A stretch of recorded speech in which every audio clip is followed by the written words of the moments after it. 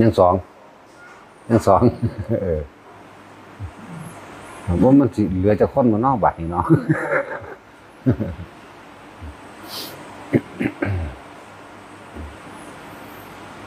ชีวิตของแต่ละคนทำมาหากินฝืดเครื่องคัดของบ่ได้เป็นไปตามความตั้งใจความที่วางแผนไว้ชีวิตของบุคคลเหล่านั้นส่วนมากเกี่ยวของกับการเวลาเขาสิเฮ็ดอันใดกระชั่งที่เป็นสาธารณกุศลสาธารณประโยชน์พร้อมทั้งกุศลทั้งประโยชน์อย่างเช่นการที่สร้างถนนหนทางสร้างถนนหนทางหรือว่าขยับขยายเขตโรงเรียนเขตวัดจังซี่คนบาปทั้งหลายเหล่านั้นสิเขาไปคัดขวางสิเป็นกว้างโพดยับเข้าอีกสินะบ่ว่าสิเป็นถนนบ่เป็นว่าสิเป็นสาธารณะโรงเรียนพวกโรงเรียนโรงพยาบาลอันใดก็ได้ที่มันเป็นของสาธารณประโยชน์คนบาปทั้งหลายเหล่านั้นสิเขาไปบอกกว้างโพดยับเข้าไปอีกครับแล้วพวกที่อยู่ใกล้มันมักสิคอยกินแดนได้วันสิโค้งง่วยย่วยง่ายไปตามนั้นอีกเป็นนักสั้นถ้าเป็นถนนจังซี่ก็สิใช้เล่ห์เหลี่ยมกลไกม่านยาสาไทยเบาเอาบางหันเป็นจังซั่นบางเป็นจังซี่มันสิรู้ในตัวมันเองนั่นแหละแต่ว่ามันบ่รู้ว่ามันเป็นพิษนะหลายอย่าง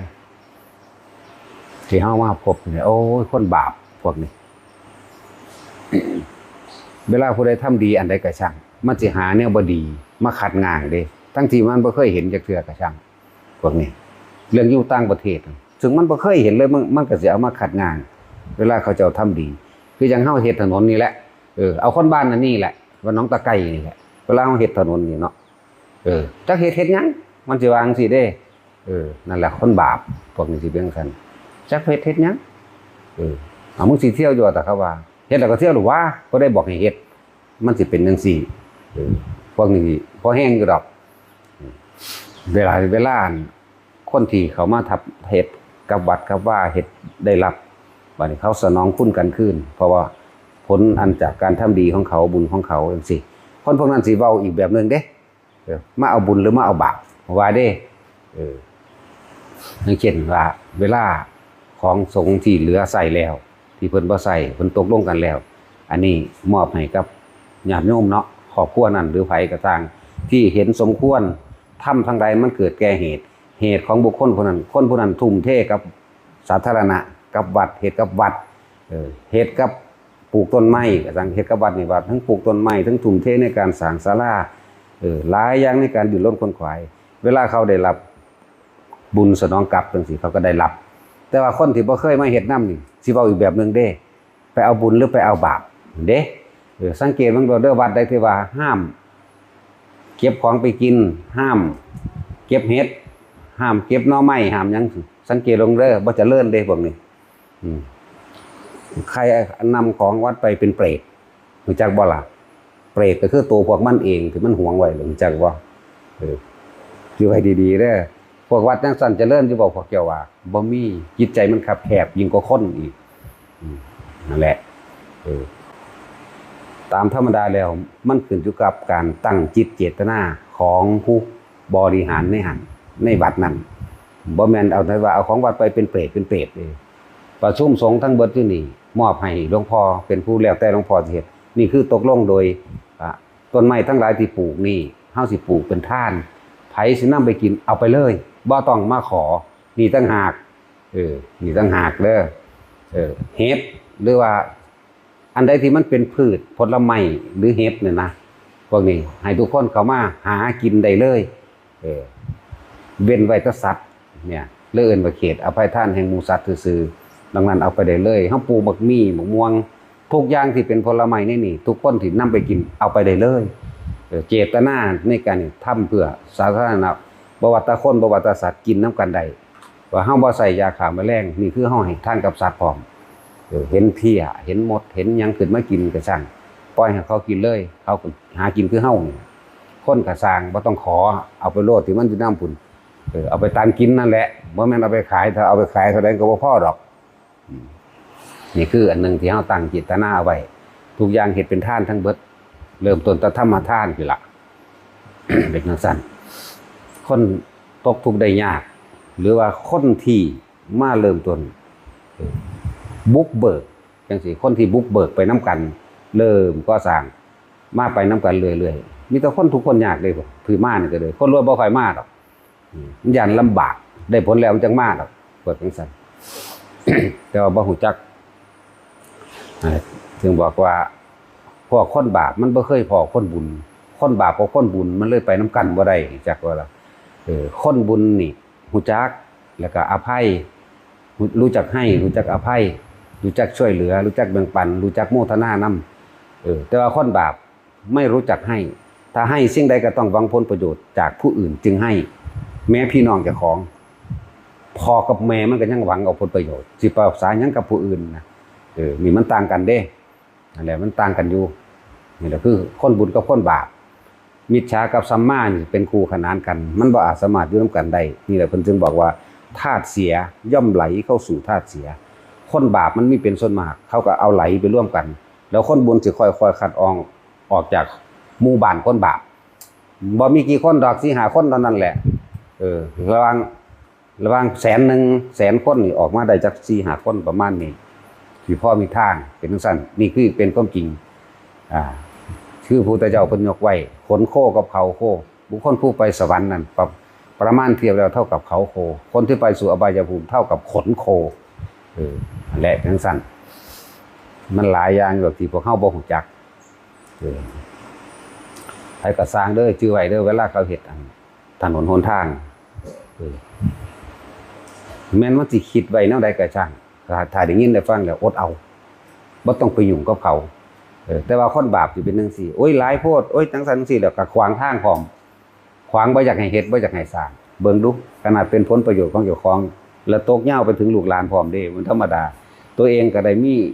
ความสะดวกที่ดินเป็นราคานั่นเป็นราคาแต่คนบาปนี่ย่านแต่เสียเด้มันจะไปหาลักทรัพย์ไว้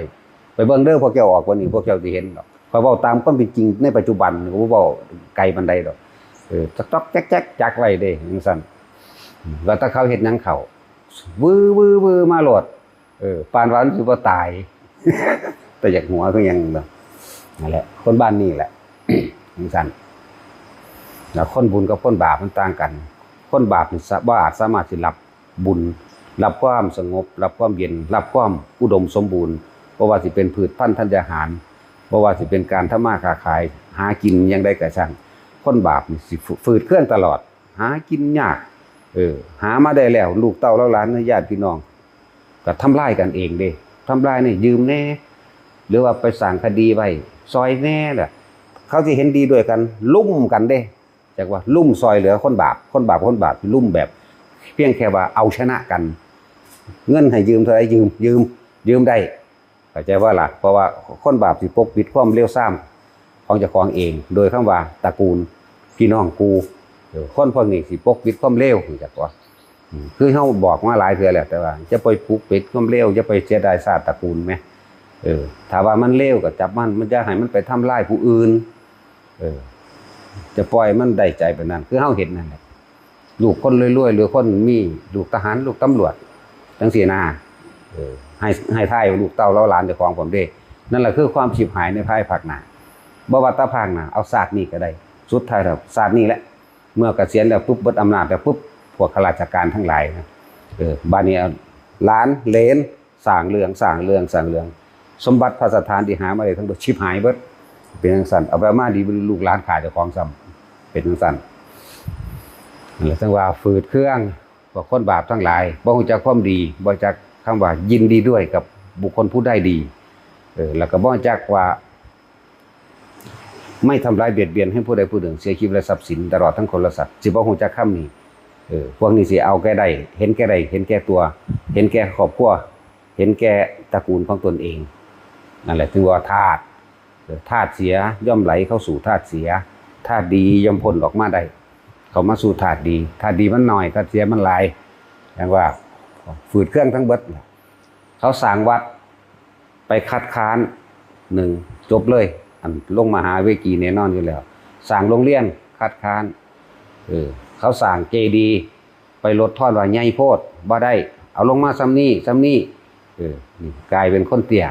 กุมภะพวกนี้เตี้ยมอต้อพวกนี้เมื่อสมัยพุทธกาลก็ยังมีตลาดชาติตะกี้เพิ่นยิ่งใหญ่หลายเขาว่าเขาสิเฮ็ดสูง80ศอกโอ้ยใหญ่โพดเอาจัก25ศอกก็พอกันขนาดบุญมีขนาดนั้นยังเกิดกลายเป็นคนแขะแกนมาเกิดเป็นคนเป็นลูกคนถูกได้บาดนี่แล้วก็แขะแกนอีกสูงเพียง80เซนไปทางใดเขาก็ตบหัวเขาลังแกนั่นเป็นเรื่องของกรรมว่าล่ะตะกี้แต่ของมีอำนาจเป็นพระราชาเขาจะเฮ็ด80ศอก